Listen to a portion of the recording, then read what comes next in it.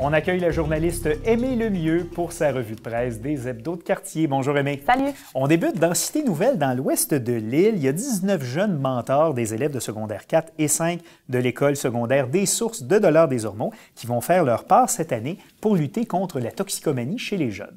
Ils ont reçu une formation de 36 heures par des professionnels. Maintenant, ils sont prêts à encadrer des jeunes de secondaire 2.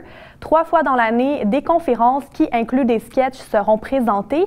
Le but, c'est d'aborder 3 thèmes, les amis, la famille et le milieu de vie, en faisant référence nécessairement aux conséquences de l'usage des drogues. C'est une façon dynamique de sensibiliser les jeunes à l'utilisation des substances illicites, illégales. Des professionnels du milieu ont tenu à souligner l'efficacité du programme parce qu'il ouvre un dialogue entre des jeunes d'une même génération.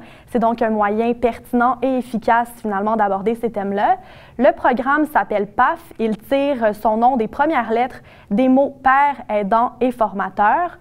Le programme a d'abord été initié en 2008 à l'école Joseph-François Perrault du quartier Saint-Michel. Maintenant, il est rendu dans 6 écoles de 3 commissions scolaires différentes sur l'île de Montréal. Un beau programme, le programme PAF avec PAIR, P-A-I-R-S évidemment, donc nos étudiants, nos collègues étudiants à l'école. On s'en va maintenant sur le site web du journal Métro. On nous apprend que l'arrondissement Rosemont-la-Petite-Patrie compte installer 700 nouveaux supports à vélo d'ici juillet 2017 afin d'encourager l'utilisation des bicyclettes dans l'arrondissement.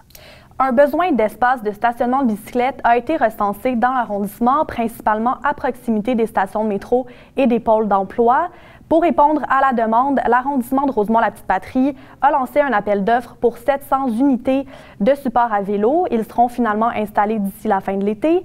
L'arrondissement s'était imposé initialement un objectif de 8000 places de stationnement de vélo sur le territoire d'ici l'été 2018. Ils en sont maintenant à près de 6500. Maintenant, le messager de Verdun qui titre « Apprendre différemment ».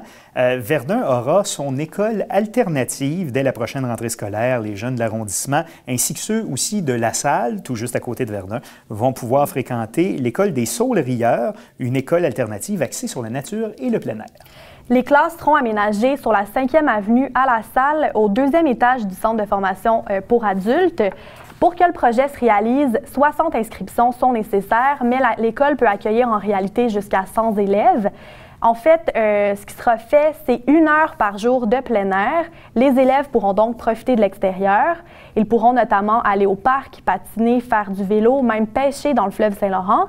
En classe, les apprentissages vont être axés sur des projets et des expériences concrètes et des séances d'information se tiendront le 19 et le 23 mars pour les parents qui sont intéressés à inscrire leurs enfants pour le début de l'année prochaine. Donc, une nouvelle école alternative à Verdun. Et on termine avec l'Express d'Outremont et de Mont-Royal, dis-je. Il y aura les règles d'urbanisme seront resserrées dans la ville de Mont-Royal.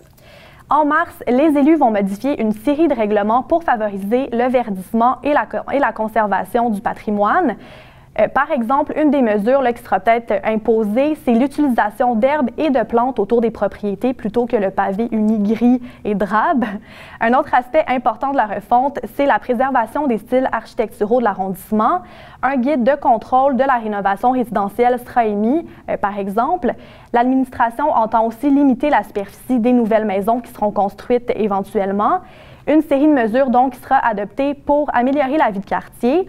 Et le 15 mars, en séance du Conseil, les citoyens pourront se prononcer sur ces nouvelles mesures-là. Elles seront officiellement adoptées à la fin du mois de mars. Aimée Lemieux, merci beaucoup et à la semaine prochaine. Merci.